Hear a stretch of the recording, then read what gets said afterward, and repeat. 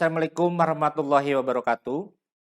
Ketemu kembali dalam video pembelajaran kebijakan kehutanan, mata kuliah kebijakan kehutanan. Pada pertemuan ke-12 ini, saya akan mencoba menyampaikan terkait kebijakan desentralisasi dalam pengelolaan hutan. Adapun CPMK dan sub CPMK yang diharapkan, yang pertama adalah mahasiswa mampu merancang dan mengimplementasikan program berdasarkan kebijakan kehutanan yang berlaku. Yang kedua, mampu menulis rencana pengembangan kebijakan kehutanan dan laporan hasil pengembangan termasuk implementasinya. Yang ketiga adalah menguasai teori dan prinsip analisis kebijakan kehutanan.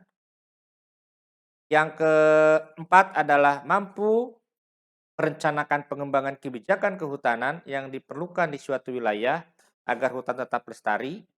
Dan yang terakhir adalah mahasiswa mampu memahami, menganalisis, dan mengkaji terkait kebijakan sentralisasi dalam pengelolaan hutan. Apa itu kebijakan desentralisasi? Jadi kebijakan desentralisasi ini berlaku berdasarkan PP nomor 38 tahun 2000, yaitu tentang kewenangan pemerintah, pemerintah provinsi, dan pemerintah kabupaten kota. Berdasarkan PP tersebut, kewenangan pengelolaan hutan, ya misalkan hutan produksi, itu meliputi kegiatan inventarisasi hutan, rehabilitasi dan reklamasi hutan, perlindungan hutan dan konservasi alam, pemberian perizinan penghutan hasil hutan kayu dan HBK, pemberian izin jasa lingkungan, dan izin pemanfaatan kawasan hutan. Nah, itulah kewenangan pengelolaan hutan produksi berdasarkan PP nomor 38 tahun 2000. Desentralisasi ini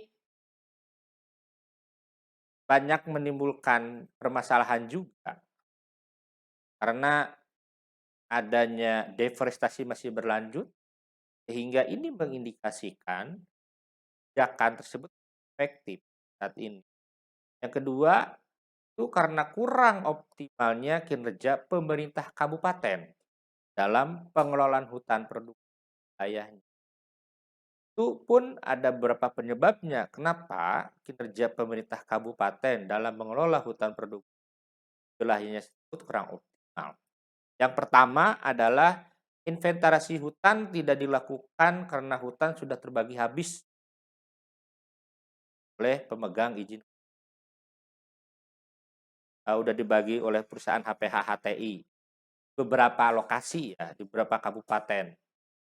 Yang kedua adalah kesulitan mendapatkan areal kawasan hutan untuk lakukan rehabilitasi. Yang ketiga adalah keterbatasan sumber daya manusia, pendanaan, dan sarpras untuk kegiatan pelindungan, dan juga keterbatasan kapabilitas masyarakat untuk pemanfaatan hutan. Nah, itulah beberapa kurang optimalnya kinerja dari pemerintah kabupaten dalam pengelolaan hutan produksi.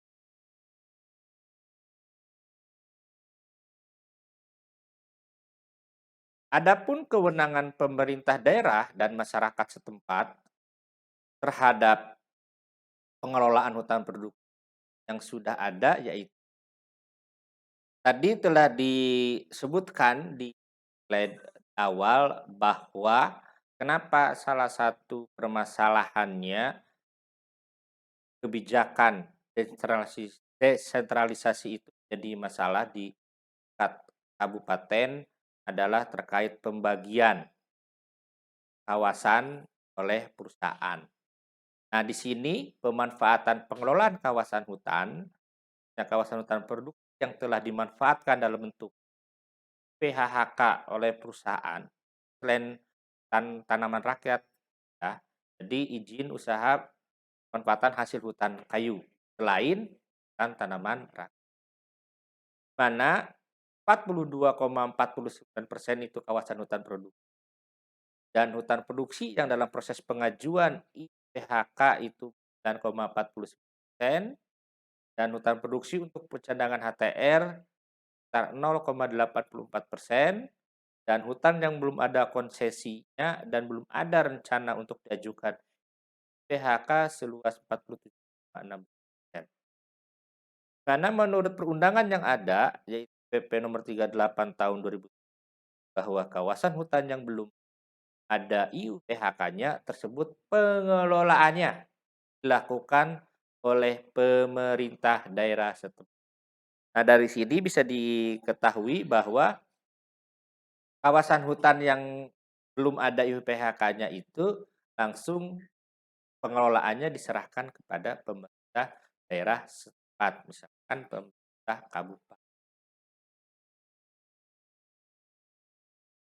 Kewenangan pemerintah daerah dan masyarakat setempat ini terlihat bahwa pemerintah kabupaten dan masyarakat setempat mempunyai kewenangan untuk mengelola hutan sebesar 48% dari seluruh luas tanah produksi yang ada. Tapi berdasarkan perundangan yang ada, kewenangan pemerintah kabupaten dalam pengelolaan hutan produksi adalah terkait beberapa poin saja. Yang pertama adalah inventarisasi hutan, rehabilitasi hutan, perlindungan hutan, pemberian perizinan pemanfaatan kawasan hutan yaitu HTR atau HKM, pemberian perizinan pemanfaatan hasil hutan bukan kayu, serta pemungutan hasil hutan kayu dan HHBK skala kabupaten. Itu adalah beberapa kewenangan pemerintah daerah dan masyarakat setempat dalam pengelolaan hutan. Selain itu, kewenangan pemerintah kabupaten dalam pengelolaan hutan produksi yang sudah ada, IUPHK-nya hanya sebatas penyampaian surat informasi PSDHDR, serta monitoring dan evaluasi terhadap pelaksanaan RKT.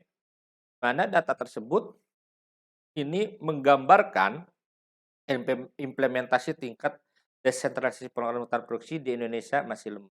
Jadi apa yang tadi saya sampaikan itu adalah menggambarkan ya, masih adanya kewenangan pemerintah daerah dan masyarakat setempat yang masih tidak eh, full dalam pengelolaan hutannya, masih dibatasi seperti hanya sebatas investasi hutan, rehabilitasi seperti itu.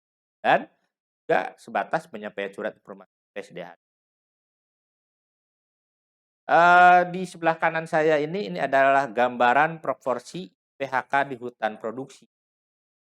Itu hampir 48% sisa hutan produksi yang belum dimanfaatkan dengan baik.